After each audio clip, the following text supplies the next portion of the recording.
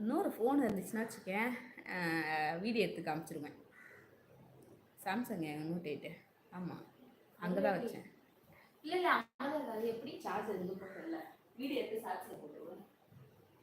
அது இந்த ஃபோன் புரியல. கிஷான் வீடியோவா? ஓ, அதில் இந்த ஐடி இருக்கா? சரி சரி. இருங்க, நம்ப மாட்டீங்கன்னு எனக்கு தெரியும். எங்கடா இதில் கேமரா காணும்? அட, இதில் என் மூஞ்சி நல்லா இருக்கே, அழகாக இருக்கே. வந்துட்டான் பாருங்க. இங்கே பாருங்க, எனக்கு ஏதாவது கமெண்ட் தெரியுதான்னு வருதான்னு பாருங்க. பிஆர் முத்துராமனுக்கு அப்புறம் எனக்கு எந்த கமெண்ட்டும் வரலை. ஆனால் நிஜமாவே நான் கமெண்ட் படிக்க மாட்டிருக்கேன், நான் அலட்சியப்படுத்துகிறேன், இன்சல்ட் பண்ணுறாடின்னு சொல்லிட்டு. நீயா? தெரியல, ஃபோன் மட்டும் தான் தெரியுது. Don't worry. ஏதாவது இது இப்போ மறுபடியும் நான் சொன்னால் கூட நீங்கள் நம்ப மாட்டீங்க.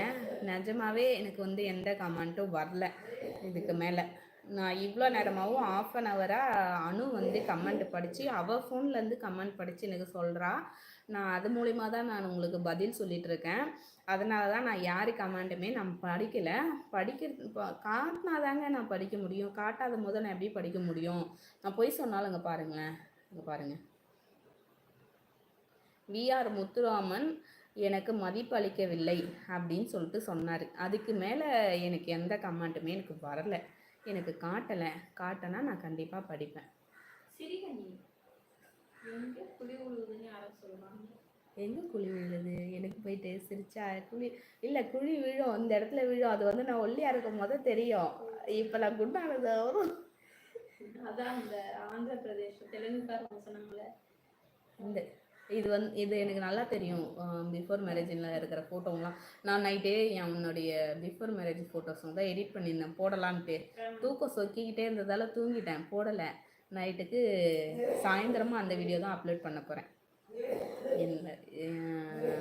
அதில் தெரியும் இந்த குழி. நான் வெயிட் போட்டதுக்கப்புறம் இந்த குழி தெரியாது. நம்புங்க, உண்மையாக நம்புங்க. சரி, நான் இப்போ இவ்வளோ நேரம் நான் பேசிகிட்டு இருக்கேன் தானே, எனக்கு அடுத்து கமெண்ட் எனக்கு வரணும்ல, காட்டணும்ல. காட்டுதா பாருங்களேன், கொஞ்சமாவது காட்டுதா? இல்லைங்க. யாராவது போய் சொல்லுவாங்களா? நம்புங்க.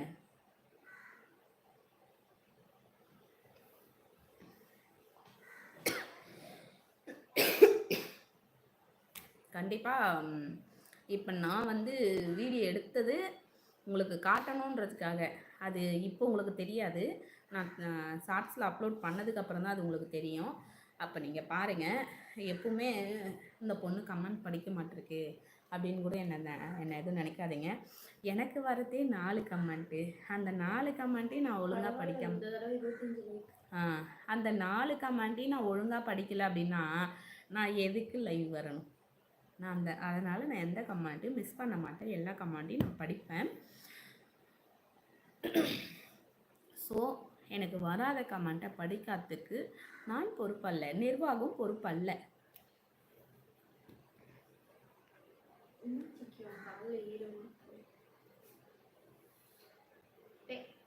இன்னும் வரலையா கனி? ஒரு மெசேஜ், இன்னும் ஒரு மெசேஜும் வரல. எனக்கும் அப்படியே ஸ்டாப் ஆயிடுச்சு.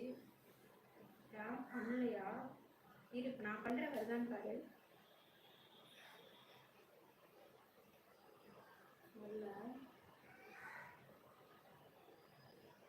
சொல்லிட்டா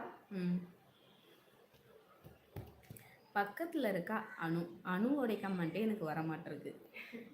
மனிஷ் வந்து சாப்பிட்டாச்சான்னு கேட்குறாங்க. சாப்பிட்டேன் மனிஷ், நீங்கள் சாப்பிட்டீங்களா? வந்து மெசேஜ் படிக்க மாட்டீங்களா அப்படின்னு. தனிக்கா, நான் மெசேஜ் படிக்காமல் இல்லை, எனக்கு காட்டாமல் இருக்குது. தனிக்கா, தப்பாக எடுத்துக்காதீங்க. சீரியஸாக எனக்கு வந்து மெசேஜ் காட்ட மாட்டிருக்கு, கோச்சிக்காதீங்க. எனக்கு சுரேஷ், ஹலோ.